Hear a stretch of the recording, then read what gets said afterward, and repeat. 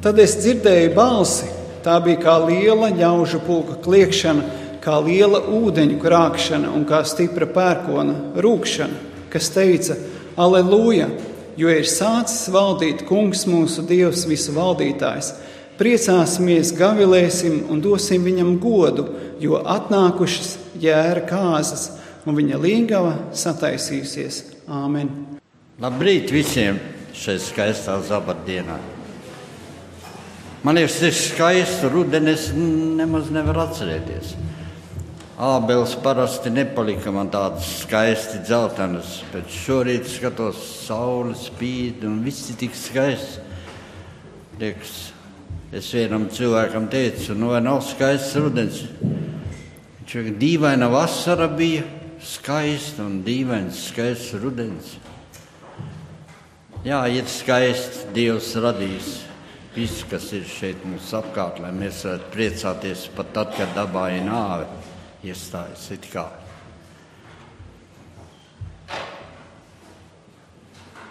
Šodien mums būs arī priecīga tēma. Ja jūs izlasījāt tur ārā, tur rakstīts unikāla iespēja dziedāt korī. Tiešām unikāla iespēja. Jūs teiksiet, ko gan tu vari aicināt. Tu jau neesi nekāds koru vadonis, ne dziedātājs. Es arī neaicināšu. Aicinās Kristus. Bet varbūt pirms mēs atveram Dievu vārdu, nolieksim vēl galvas. Paldies Tev, lielais Dievs, ka viss dzied visā universā un dod Tev godu un slavu. Paldies, ka arī cilvēks, kurš ir grēks sasists, tiks dziedināts un varēs dziedāt Tev slavu. Palīdzi mums saprast šo vēsti, kad mēs atvērsim Tavu vārdu, lai Tavs labais gars ienes mūsu sirdīs to prieku, kuru mēs varētu nest arī tālāk citiem cilvēkiem. Svētī mūs Jēzus vārdā. Āmen. Pamatdomi ņemta no Atklāsmes grāmatas 14. nodaļas. Pirmie 3 panti. Tad es redzēju un raugi, jērs stāvēja uz Ciānas kalna, un līdz ar viņu 144 000. To, kam viņa vārds un viņa tēva vārds bija rakstīts viņa pierēm.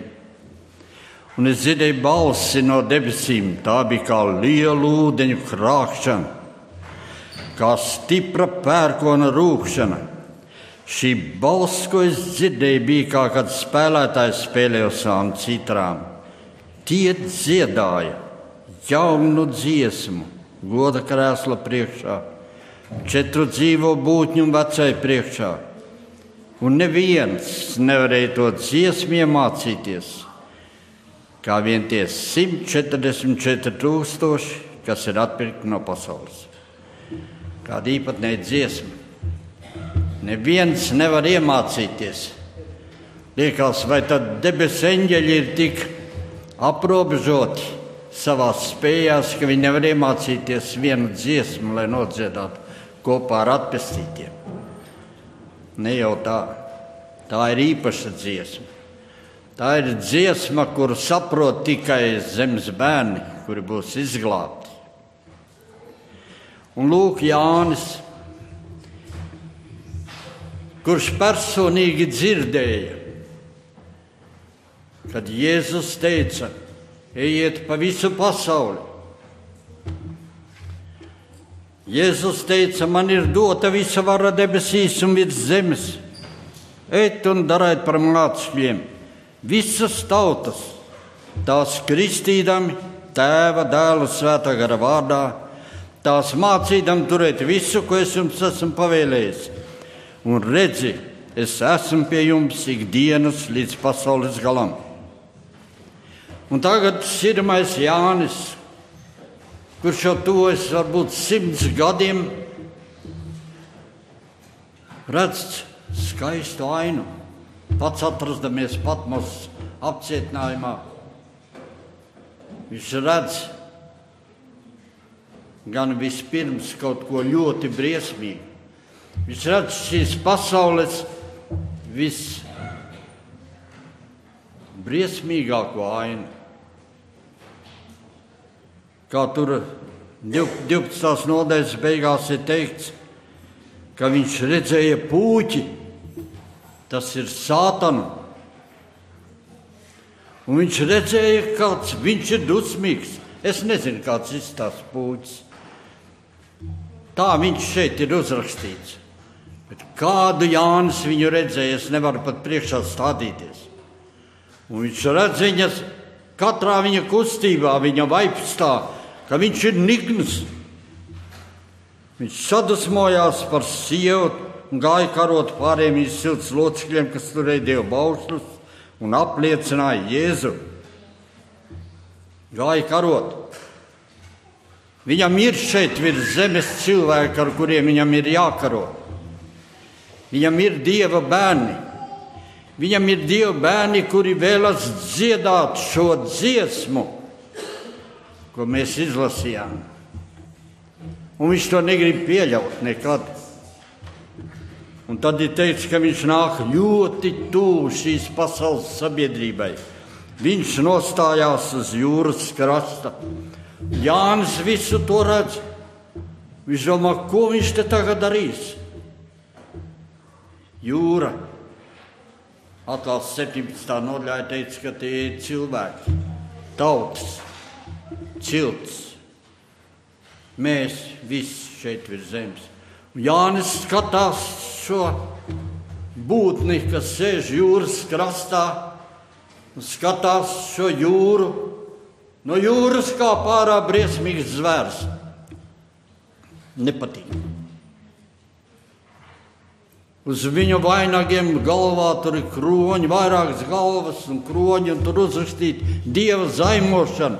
Jānim tas nepatīk. Jānim tas ir visdārgākais. Viņš mīlēja sēdēt Jēzum labā pusē, savu galvu piespiedis. Jēzus viņam bija mīļš. Viņš redz, ka šeit ir iedenieks, kas grib zaimot šo svēto būtni, kas pievīd cilvēkus, kas dara viņiem pāri, un viņš novēršās. Viņš skatīsies uz zemi. Tur var būt kāda skaista aina. Tur skaists dabas stūrītis, varbūt kā tu vari šodien skatīties šajā zeltainā rudenī. Viņš skatās, un no zemes nāk ārā arī zvērs.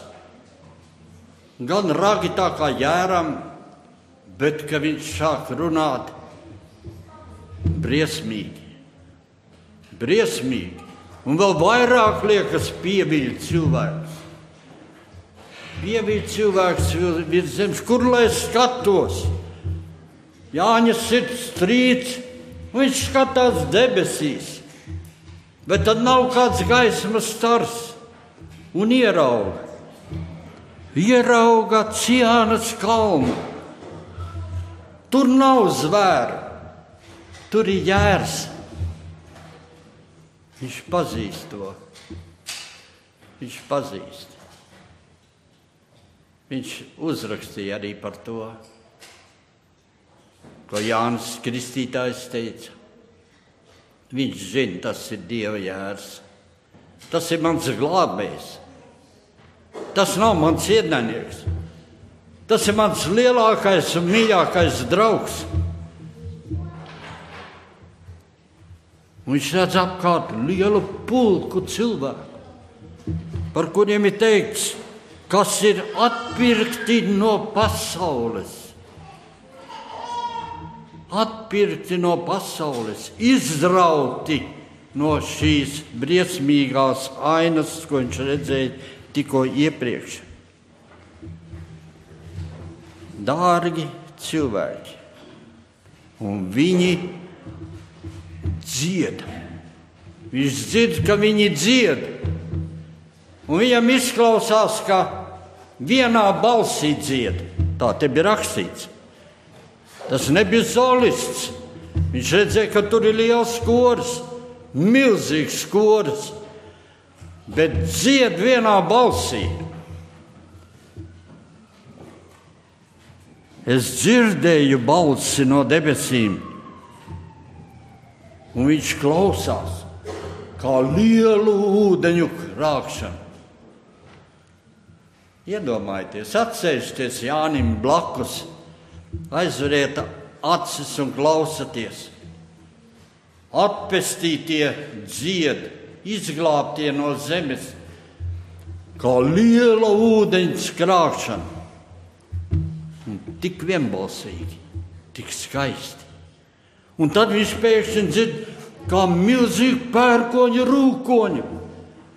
Un atkal tik skaista.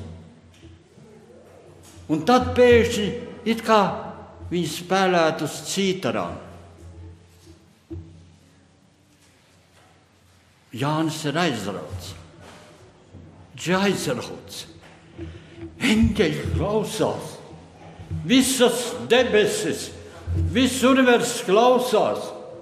Uzvarētāji dzied. Uzvaras dziesma. Kaut kas īpašs.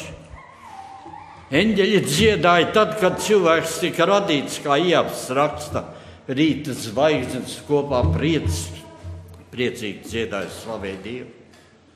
Tagad eņģeļi stāv klusu, klausās. Jāram dzied slavu, uzvarētāji. Atpirkti no zemes. Tie, kurus ienaidnieks neuzvarēja. Viņi atļāva savās sirdīs Dieva garam padarīt citu darbu. Viņi atļāva pirms viņa dzīves skrējiens noslēdzas uzspiest viņiem zīmogu, ka viņi ir Dieva bērni. Kāds brīnišķīgs koris dzied. Tas ir, mīļie draugi, lielās cīņas fināls.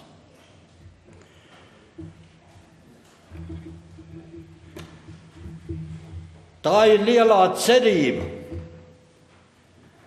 Ja Jēzus aicina savus bērnus šajā lielajā cīņā būt uzticīgiem, tad viņš arī ir devis cerību, un viņš tagad Jānim parāda. Tu redzēji briesmīgas ainas, un tev kā cilvēkam liekas, tur nav nekādas cerības. Šis puķis ir tā sadusmojies, šī jūra ir tā sabangot, šie zvēri ir tik briesmīgi.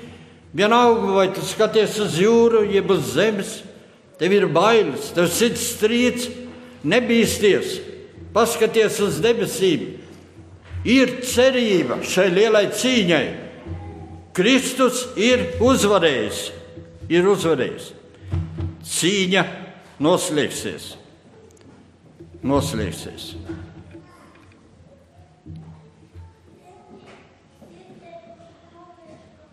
Kāpēc es izvēlējos šos kontrastus šodien, 12. oktobrī 2013. gadā?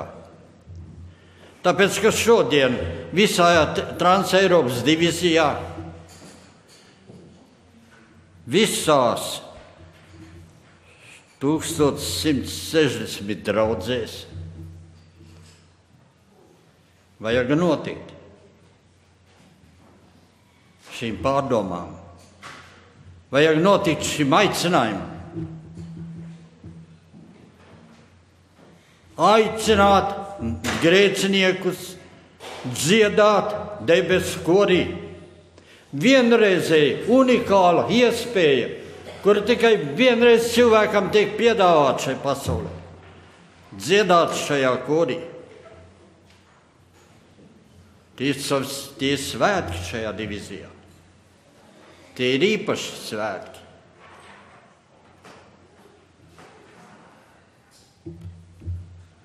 Tā ir cerības vēsts, kas ir jāiznes bezcerībā esošai pasaulē. Jūs teiksiet, pasaule jūsmo, pasaule prieka pilna. Tā ir ilūzija. Paskatieties nopietnāk, paklausieties, par ko viņi raud, paklausieties, par ko viņi skumst, un jūs sapratīsiet, ka pasaule dzīvo bez cerības, dzīvojot bez Dieva. Un tāpēc Dieva bērniem ir jāiznes šī cerība viņiem. Jāpalīdz viņiem dzirdēt, ka ir iespēja dziedāt korī. Es lasīju kādu Ašleja Emmera stāstījumu. Kāds ļoti ievērojams violnieks, liels mākslinieks, vēlējās jaunu violi. Viņam vairs nepatika tā, kas viņam bija. Varbūt, ka tā jau bija kaut kur atsist arī, ne tā varbūt skanēja. Un viņš zināja vienu labu vioļu meistaru un lūdzu, vai nevar viņam izgatavot jaunu, īpašu violi. Meistars uzņēmās. Viņš viņam izgatavoja, un kad viņam paziņoja, violi ir gatava, mākslinieks atnāca, izmēģināja. Viņš seja kļuva tā dīvaini, viņš vēl izmēģināja. Un pavisam dīvains kļuva. Un viņš paņēma to violi un svieda uz grīdas ar lielu spēku. Viņš sašķīda. Meistars bija pārsteigts par tādu emocionālu rīcību. Viņš teica, kas pa lietu? Tas nav tas tonis, kādu es gribēju. Es biju iedomājies, ka būs kaut kas labāks. Un viņš aizgāja. Un meistars bija neapmierināts. Viņš domāja, kāds var būt? Es taču tik daudz pūles pieliku. Es izgatavošu viņam vēl vienu. Viņš izgatavoja viņam vēl vienu. Un tad viņš paziņoja viņam, ka viņš ir izgatavojis vēl citu violi. Atnāca šis mākslinieks, paņēma atkal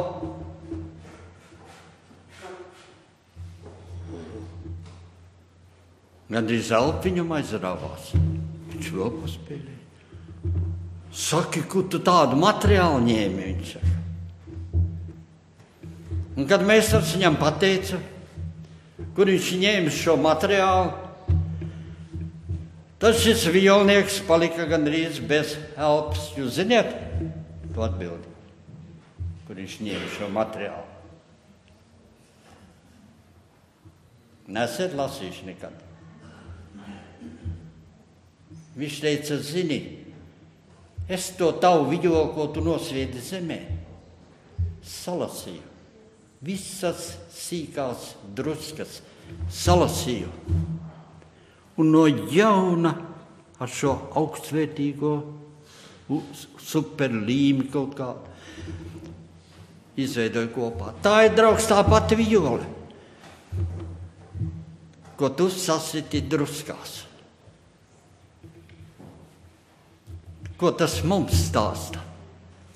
Tad, kad brīnišķīgs cilvēks bija radīts, kad viņš bija radīts, lai viņš dziedātu Dievam vienmēr godu, lai viņš skanētu viņa godam, Sātans, kurš bija jau tad ārkārtīgi sakaitināts, kāds var būt? Man neļāva radīt cilvēku. Vai es nevarētu būt līdzīgs Dievam? Dievs varēja dot man spējas, iedot dzīvību, un es būtu radījis. Nu, es parādīšu viņam, ka viņa izveidotā viola nekur neder, ka viņa radītais cilvēks nekur neder. Un viņš viņu trieca zemē, dubļus zemē, grēka zemē, sasita viņu. Ko tu, Dievs, ar viņu tagad darīsi? Ko tu ar viņu darīsi? Viņš nekad neskanēs tavam godam, viņš nekad nebūs starp tiem, kas tev dziedās godu. Bet Dievam bija plāns, un viņš salasīja šīs druskas. Salasīja. Un izveidoja kori debesīs. Tu būsi tur. Tu tici, ka Dievs tev ir. tavas druskas salicis kopā, tās drumstals, par kurām Sātans priecājās, no šī nekad vairs neiznāks muzikas instruments. No šī nekad nebūs vairs tāds, kas slavēs Dievu. Jēzus nomira Golgātā. Viņš ieguva ne tikai tiesības, bet viņam ir materiāls, ar ko šīs druskas salikt kopā. Un viņš nekautrējas nākt uz šo zemi un iet pie katra cilvēka, kurš guļ šīs zemes dubļos. Vienalga, cik smalkās druskās ir sasista viņa dzīve. Jēzus iet pie viņa un saka, nāc, seko man, es tev darīšu par citu cilvēku. Es tev darīšu par instrumentu mūžībai. Es tev darīšu par dziedātāju debesu korī. Bet tā nav brīnišķīga cerība. Viņš iet garām zvejniekiem, tie ir nomocījušies. Nekas nav ķēries varbūt. Sirdīgi viens uz otru. Viņš saka, sekojiet man, es jūs darīšu par cilvēku zvejniekiem. Un viņš dara brīnums. Un viņš iet garām velna apsēstam. Kurš saka, ko tu nāc, ko tu netuvojies man? Un viņš atņem viņam šo ienaidnieka varu un veidot jaunu mūzikas instrumentu. Un viņš iet cauri Jerikai un ierauga, ka vienas druskas, viena cilvēka dzīves druskas ir kokā. Caķējs, muitinieks, virsnieks, kurš katru rītu, kad cēlās, domāja, ko es šodien nopelnīšu. Kā es varēšu šodien tur bišķi kaut tā, mazliet šeit, mazliet ten, lai es varētu kaut ko iebāzt kaut tā. Viņš saka, kāpēc teiks žemē, man šodien jāiet pie tevis. Kādu brīnumu notiek. Un Jēzus ņem caķeja druskas un izveido instrumentu mūžībai. Un viņš ierauga kādu sievieti, kuras dzīves cerība ir dubļos samīta, kura gaida, kad akmeņi nobirs pār viņas vēl un sasitīs vēl pārējo. Un Jēzus saka viņai, tev tavi grēki piedot, ej un negrēko vairs. Viņa mīļā roka paceļ cilvēku no dubļiem, salasat šīs drumslas un saliek kopā. Ej, cilvēks, es tevi savienoju par jaunu cilvēku. Bet tas nav brīnišķīgi. Šis Golgātas krusts, šis dārgais pestītājs. Mīļais draugs, kāpēc tu sēdi šeit? Tas ir tikai Dieva brīnums. Tas ir tikai tāpēc, ka Kristus roka ir pieskārusies tev un man. Mēs nekad nebūtu šeit. Nekad. Pūķis par to parūpētos, ienaidnieks par to parūpētos, lai tu nebūtu šeit, lai tu nekad neteiktu, es gribu būt Dieva bērns, lai tu varbūt vienmēr teiktu, es šogad vēl ne, nākamgad, tad, varbūt pēc nākamgad, tad es varbūt kristīšos un būšu Dieva bērns. Es negribu vēl, es vēl gribu mēģināt sasist vēl smalkākās druskās savu dzīvi. Jā, ienaidnieks tā dara. Viņš tā attura cilvēkus.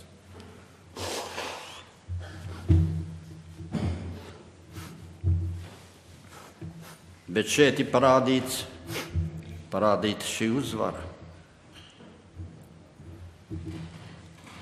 Un pat liekas, ka šodien mēs dzīvojam laikā, kad ienaidnieks sevišķi smalkās druskās sit. Viņš grib atņemt pēdējo cerības dzirksteli cilvēkiem. Pēdējo. Un cik daudziem tā ir atņemta. Nesen bija ziņojums Ventspilī vai provietā, es tā neievēroju.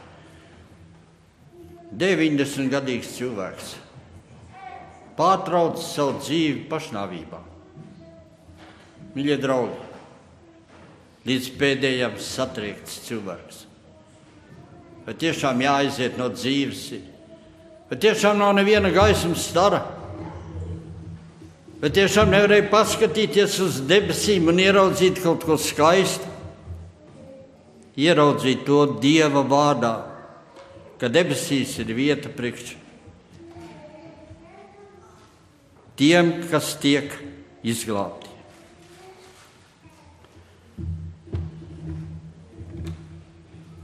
Ko es ar to gribēju šodien teikt tev? Tu, mīļais Dieva bērns, esi šodien Kristus rokas. Tu nevari neviena dzīvi salabot. To var tikai Kristus. Tu nevari to sasisto violi darīt par skaisti skanošu. Bet tu vari šīs druskas salasīt un atnest Jēzum un teikt viņam, šis cilvēks man ir ļoti dārgs. Jēzu mīļais, bet ienaidnieks viņu ir sasitis. Glāb viņu. Es nemitēšos lūgt, kamēr es dzīvošu šeit. Ir tev tādi cilvēki, par kuriem tu lūdz un lūgsi, kamēr tu elpo. Tas ir brīnišķīgi, ja tu to dari. Tad dari to. Ja tev ir 2 cilvēki, vēl labāk. Ja tev ir 4 cilvēki, vēl labāk. Ja tev ir vesels saraksts, tad noliec katru rītu, kad tu ej savā kambarīti lūgt, tad noliec savā priekšā un stāsti Kristu. Un saka, Jēzus, šeit ir salauztās dzīves, šeit ir pazemotie, piesmietie cilvēki, šeit ir ienaidnieki sadauzītie, bet es gribu ar viņiem kopā dziedāt debesu korī. Tu vari viņus izglābt, tu vari viņus atjaunot, tu vari viņus izdarīt tādus, kad viņi tēva priekšā būs, kā nekad nav grēkojuši. Mīļais Jēzu, dari to, vai tu tā sauc uz Dievu par tiem, kas sevi dārgi, ar kuriem tu dzīvo blakus, jeb nedzīvo blakus. Tu esi palīdzēdamas rokas, lai salasītu šīs druskas. Tu nevari viņas salikt kopā. Tās var tikai Kristus savā mīlestībā ar savu izlieto asiņu dēļ, jo viņš ir radītājs. Viņš var no tās sadauzītās vijoles izgatavot unikālu. Bet vai tu lūdz par to? Vai tu darbojies priekš šī cilvēka? Vai tu esi gatavs viņam pastāstīt par lielo cīņu? Vai tu esi gatavs viņam pastāstīt par lielo cerību? Vai tu esi gatavs viņam paspiest roku? Un vai tu esi gatavs viņam pateikt, ka tu par viņu lūdz? Es atceros, kad karš nāca pāri Valmierai 44. gada septembrī. Un kad mēs šie 8 adventisti bijām arī izbēguši tur ceļā uz Putriņām, pa to smilti bridām uz Lāceriņu to māju. Un vēl nebijām tik tālu aizgājuši. Mamma saka, tur bija tautas jūra, vienā straumē cilvēki gāja. Valmiera deg kā lāpa. Mamma saka, saulīte riet, iesim tepat mežā, nobeigsim zabadu.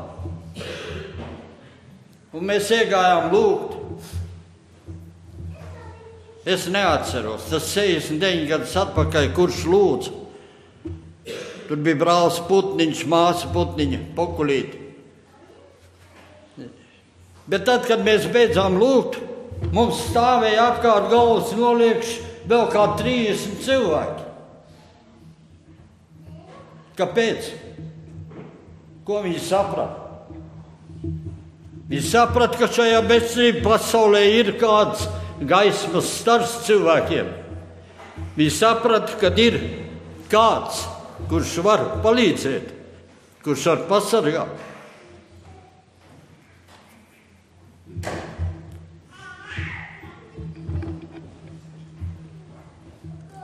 Tāpēc es gribu, lai mēs kļūtu par lūdzējiem. Lai mēs šajā korī varētu sadoties rokās ar tiem, par kuriem esam lūguši, un arī ar tiem, kuri par mums ir lūguši. Es nezinu, cik daudz lūgšanas ir debesīs par mani. Es nezinu. Mūžību to atklās.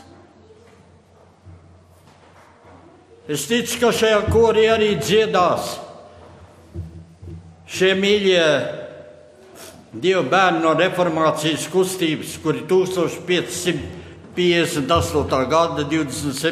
septembrī tika sadedzināti uz ugunsgrēku.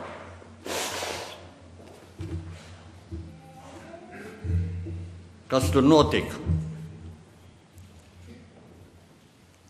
Kad tika uziets, kur šie reformācijas piekritēji pulcējās, un kad tika paņemti no viņiem cilvēki un ielikti cietumā Parīzē, to vidū bija arī viena jauna, ļoti skaista sieviete, Filipa Delons.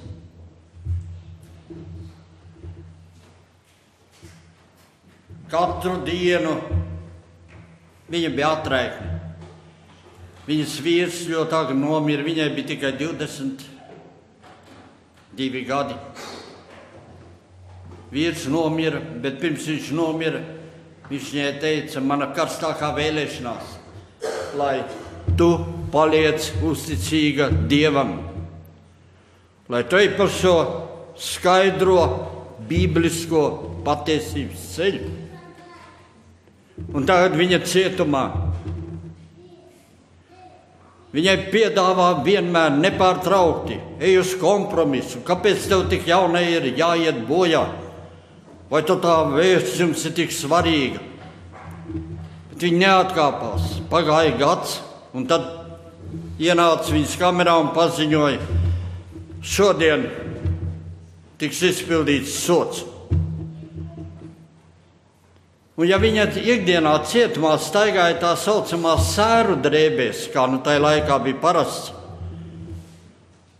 ar to apliecinot, ka ir sēras, mēs dzīvojam šajā tumšajā pasaulē, ienaidnieki nospiesti, vajāti, mums ir grūti.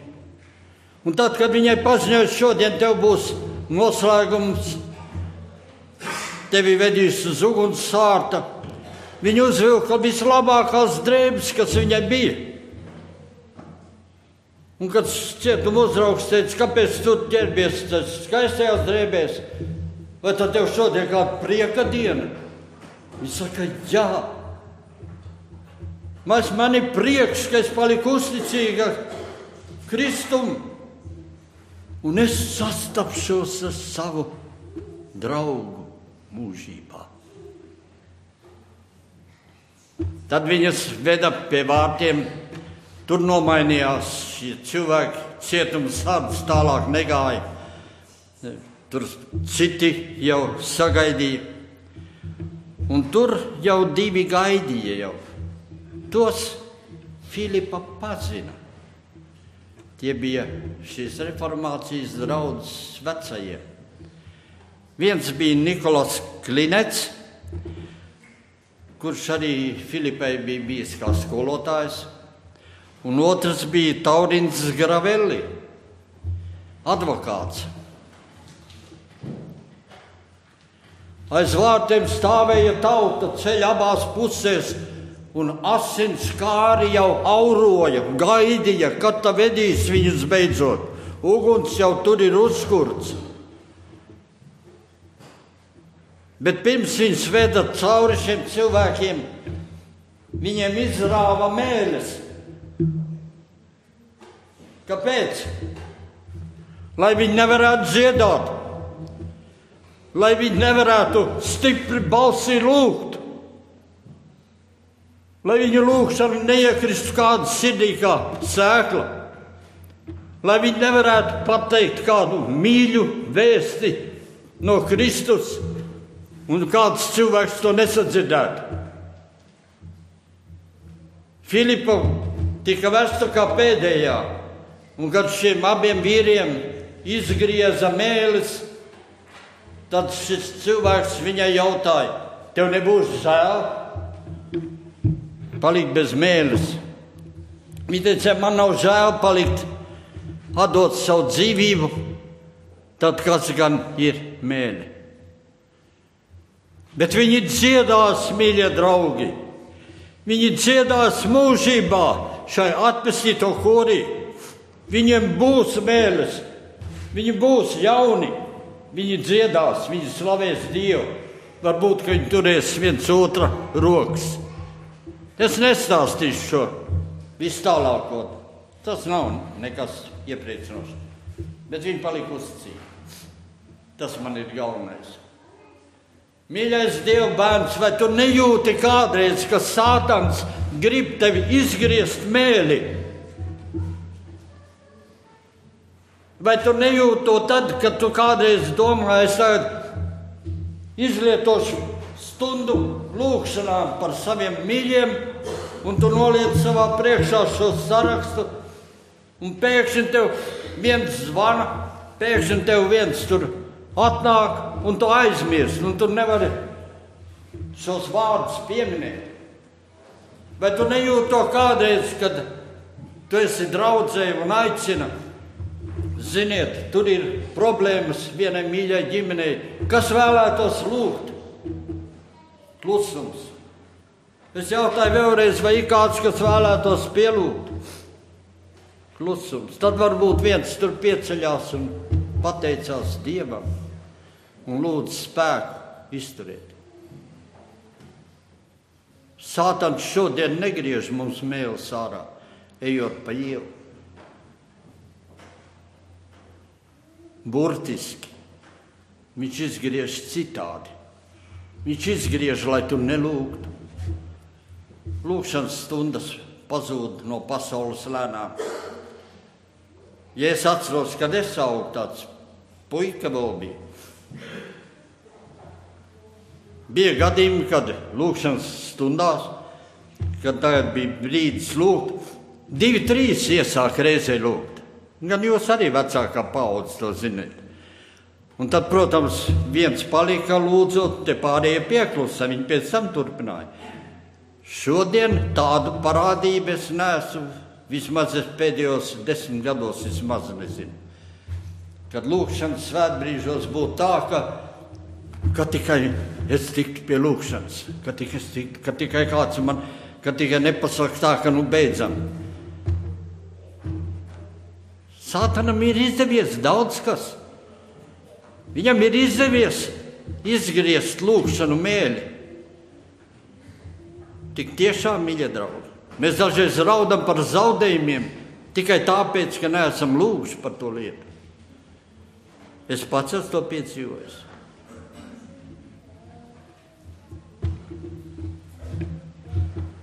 Atcerieties, ko Zalmans teica. Ne Zalmans, Zāmēls. Tur.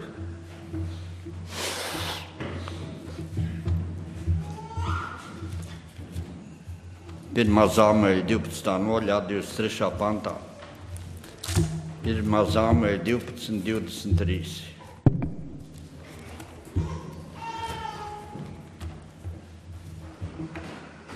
Un tur ir tādi vārdi.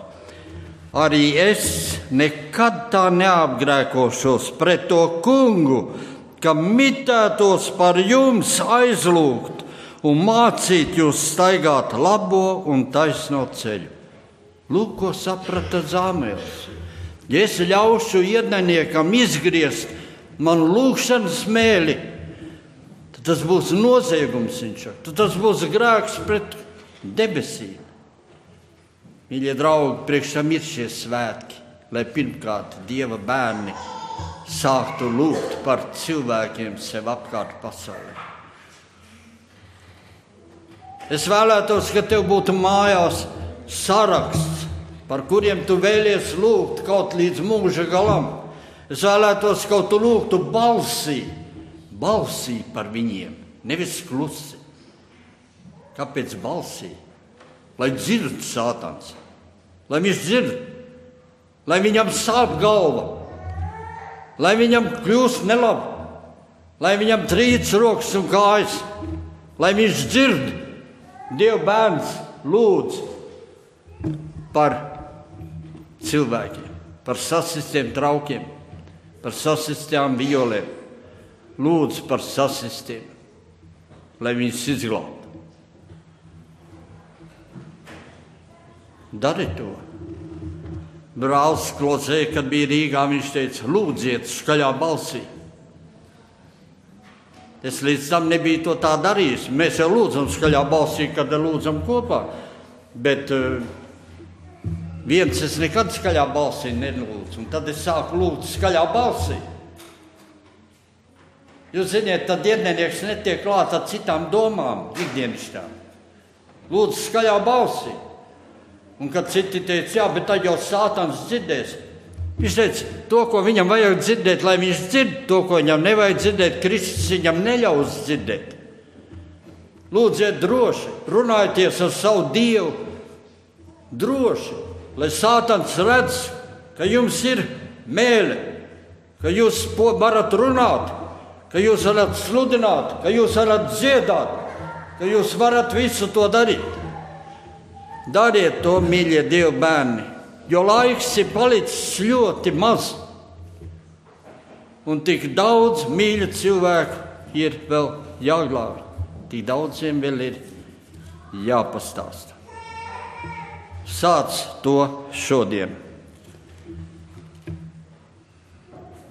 Lūdz spēku, lūdz gudrību, lūdz žēlstību no Dieva. Un tu būsi laimīgs, tu piedzīvosi daudz brīnišķas lietas. Bet lai tev ir mīļi cilvēki, par ko tu lūdz. Par pārējām pastāstīsim pēc tam. Lai Dievs svētī jūs. Āmen. Dārgais, mīļais Tēvs debesīs, pateicamies Tev, ka Tu ļauj mums zemes bērniem būt kā Tavām rokām, kas palīdz salasīt šo cilvēku dzīves druskas, lai tās ieliktu Tavās mīļajās rokās un Tu varētu atjaunot šos cilvēkus mūžīgai dzīvē. Paldies, Jēzu, ka Tu atstāji priekšzīmi, ka nav neviens tik zemu kritis, lai viņu neizglābtu. Pat ļaundarim pie krusta, kam vairs nebija iespēja dzīvē parādīt, ka viņš ir izmainīts cilvēks. Tu teici, es Tev saku šodien, Tu būsi ar mani paradīzē. Tevim ir žēlstība priekš katra. Paldies Tev, mīļais Jēzu.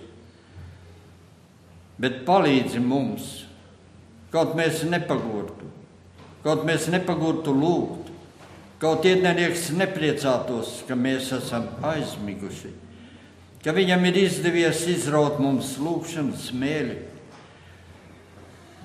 Pasargi mūs, lai viņš neizraut mums arī liecināšanas smēli un dziedāšanas smēli. Lai mēs Tevi slavētu tik soli, kamēr šeit dzīvojam, lai mēs Tev lūgtu un stāstītu, lai mēs ar Tevi runātos, lai mēs lūgtu kopā ar cilvēkiem, kuri zaudējuši drosmi un cerību. Ak, lielais Dievs, ieliec Tu savu bērnu sirdīs šīs ilgas, vēl šīs pēdējās dienās. Paturi mūsu skata priekšā šīs divas gleznas, šo briesmīgo cīņas ainu, kur izšķirās pasaules likteņi, un šo skaisto godības ainu, kur Tavi uzticīgie bērni varēs būt kopā. Ak, svētī tavus mīļos bērnus, kas ir šeit, un svētī visās vietās, un svētī īpaši šodien šeit Transeiropas divizijā katru draudzi, kur to piemin, katru draudzi, kur par to lūdz un domā, katru tavu bērnu, kurš pārdzīvo savā sirdī un domā, es varu vēl vairāk lūgt, es varu vēl vairāk stāstīt, es varu vēl vairāk palīdzēt. Ak, dāvini šo žēlstību mums katram. Un lai tavs labais svētais gars vada mūsu dzīves un arī apzīmogo mūsu dzīves priekš mūžības. Paldies Tev, Jēzu, ka Tu esi tik labs un Tu dodi vēl mums šos zabatus un dodi vēl brīvību un dodi vēl daudz iespējas. Paldies Tev tavā vārdā. Āmen.